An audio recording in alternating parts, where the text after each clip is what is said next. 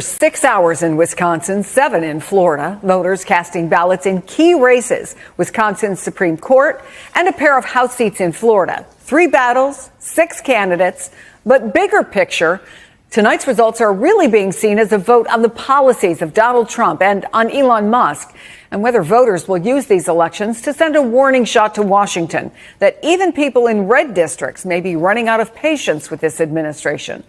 I want to bring in NBC's Shaquille Brewster, who's in Waunakee, Wisconsin. I don't even know if I said that right. You can nod or shake your head. You got either it. way. That was good. Okay. All right. I have good friends in Wisconsin. I don't want to get in trouble. Kimberly Leonard is the author of Politico's Florida Playbook. Mark McKinnon was an advisor to President George W. Bush and Senator John McCain and creator of The Circus. Okay, Mark, what are you going to be watching for tonight? Well, we're watching for the outcome and to see how substantial it might be one way or the other. I mean, one thing I will say is that we should tap the brakes a little bit here on just how much to read into this. It's so early and we're not even 100 days in yet. And by the way, Democrats usually do better in off-year elections, and they have been doing that. For the last 11 special elections, they've overperformed Harris's numbers by 11 points on average. So you can expect Democrats to do better, as they should. The question is, what are the margins? And that's what we should really look for, is what are the margins here? And that's what's going to be telling. So, Kimberly, you know Florida.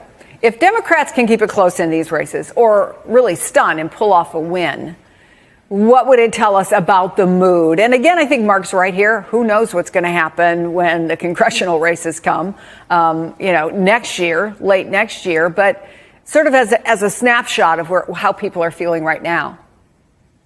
Well, I should mention that so far the results do show Republicans are really the ones coming out in droves. Republicans are expected to win here. So really what Democrats are hoping for is more of a tight race. They have been testing out a lot of different messaging in Florida. And remember, Florida is a place that has gone so red lately. It really swung heavily to Trump. The districts in particular are especially red. And so Democrats are not only learning, what kind of messaging they can bring to the rest of the country, but they're also trying to get a sense of whether Florida is a place that they can play in the future, because we're such a big state. We're projected to have even more electoral votes in the future. And if they don't become competitive here, then they're in real trouble nationally. Well, Mark, Kimberly makes a good point, right? Because the Democrats obviously struggled with messaging in a way that could be successful back in November. So at the very least for them, is it an opportunity to get sort of an early try at what works and what doesn't? No question about that. And the one thing that I will say about what we can say about these elections is that Tip O'Neill used to say, the famous former speaker from the House for Democrats, that all politics are local. I don't think that's true anymore. I think these races demonstrate that all politics now are national. These races are completely nationalized. It's all about Trump and it's all about the Democrats. So whatever happens tonight, we can say has much more to do with what's happening nationally and how people feel about Trump or Musk and the Democrats than they do about the local races. Yeah, and I'm remembering, first of all, I'm old enough to remember Tip O'Neill. I just want to point that out, so thank you, Mark, for that. A former great colleague of mine once held up a whiteboard at Kimberly that said, Florida, Florida, Florida. I spent 37 days in Tallahassee in 2000, so it really was, thank you, Tim Russer, Florida, Florida, Florida. So in the sense that all races are national, Florida is part of that national landscape. And you recently spoke to the DNC chair, Ken Martin. He told you not just Florida, but the rest of the South are hugely important to Democrats moving forward. We can't give up on Florida, I think is what he told you. How are Democrats using these races as a way to look at the party and how it can be more competitive nationally?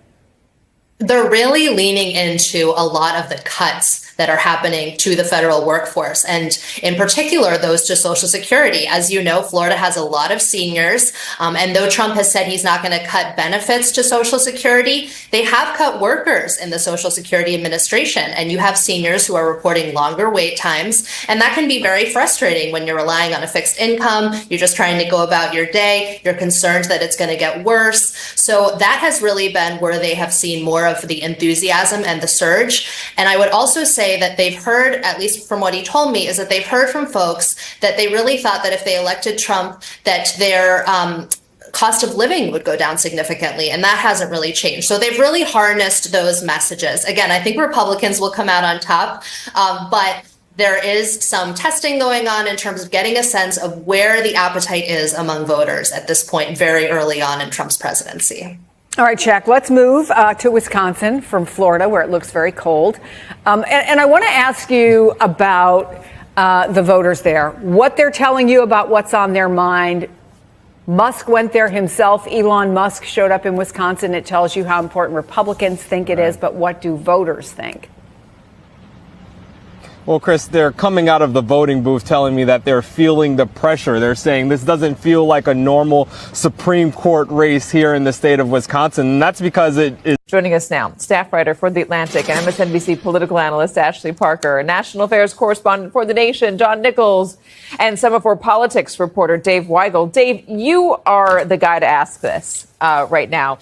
There is so much at stake here for both parties. Let's talk about Elon Musk first in Wisconsin. I mean, he has poured so much energy and so much money into this race. There be consequences. Yes, although I don't know which consequences you can threaten against somebody with Elon's wealth and his power. And this is the umpteenth time we've heard about people inside the Republican Party being tired of Elon, but they're not in a position to do much about it. But you set it up well. This race in Wisconsin was going to fit into a pattern where Democrats have a very good turnaround operation in off years. Their base is very energized. It's been outvoting Republicans in special elections. They just picked up 2 state Senate seats this year in Iowa and Pennsylvania. What Elon did was come in and become a force multiplier and spend more than $20 million by the end of this race. It's probably closer to 25 on advertising and outreach to Republican voters. He was supplementing what Turning Point was doing, what Americans Prosperity was doing.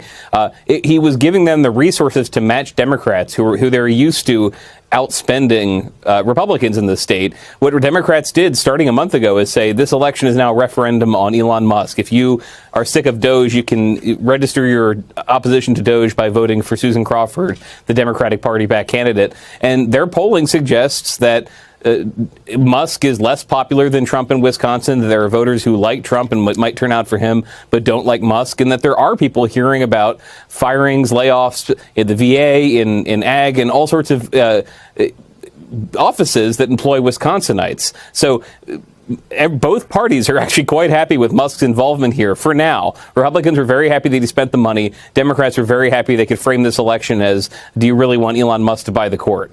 Let me play a little bit of a few interviews from voters about Elon Musk's involvement in Wisconsin.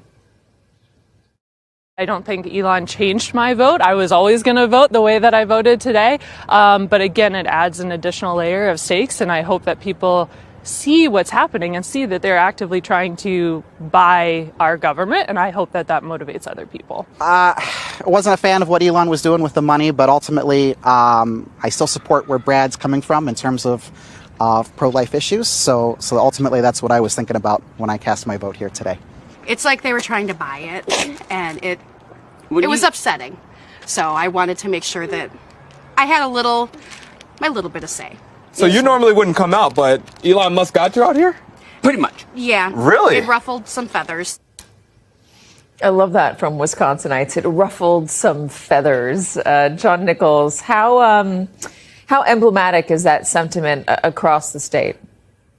That woman sounded like every one of my cousins. And that's exactly how a Wisconsinite would say it. You wouldn't probably, get real angry or make a lot of noise, but you would say, yeah, it kind of ruffled my feathers. It rubbed me the wrong way. It didn't feel right. And my sense is, and we'll know much more tonight, is that for a lot of Wisconsinites, that was how it played. Tonight, I would watch, obviously, the results from Madison and Dane County, which is a very progressive area. I'd watch the results from suburban Milwaukee, which has traditionally been an area that produced a lot of Republican votes. But I would watch, in particular, western Wisconsin, which, if I can suggest, is where a lot of the more traditional Wisconsin voters live. I mean, people who, maybe swing between the parties and might be relatively moderate on a lot of issues, but don't really like big money aren't particularly satisfied or excited about somebody from out of state coming in and telling them how to vote. And it is in Western Wisconsin where a lot of our elections are decided. And my sense is that Elon Musk doesn't know Wisconsin very well. And perhaps he doesn't know just how much he rubbed a lot of Wisconsinites the wrong way. And that could have a profound impact. Again, we don't know because we don't know what 25 million will do. But my gut instinct is that there is a very high turnout today and that at least some portion of those folks are coming to send Elon Musk a message. We're going to get to the other side of this in a moment, but I do want to just drill in on the first question I had, and I'll give this one to you, Ashley, which is, Dave did such a good job of laying out how both sides are seeing Elon Musk as a positive here. But if Elon Musk and all the money he spent does not win out in Wisconsin, does the White House start to see him differently? I know he's got all the money in the world, but do they start to look at him as somebody who only has limited power? Oh, what's interesting is there were a ton of tensions, not with President Trump and Elon Musk, but with people in President Trump's pretty senior orbit and Elon Musk. And I was talking to someone today, actually, for a different story, but about this very question about Elon Musk. And this person told me, look, people in the president's inner orbit have sort of accepted it is what it is, that they may not like Elon or they may find him frustrating. And actually, one of the things I heard most frequently is that a lot of people in Trump's circle, at least, they agree in broad strokes with what Elon is trying to do, what has caused them headaches and what has frustrated them or what has ruffled some feathers, to put it more politely in Wisconsinese, is the idea, that A, he's doing it with a hatchet rather than a scalpel, and B, that he's become, in certain ways, it becomes a political problem.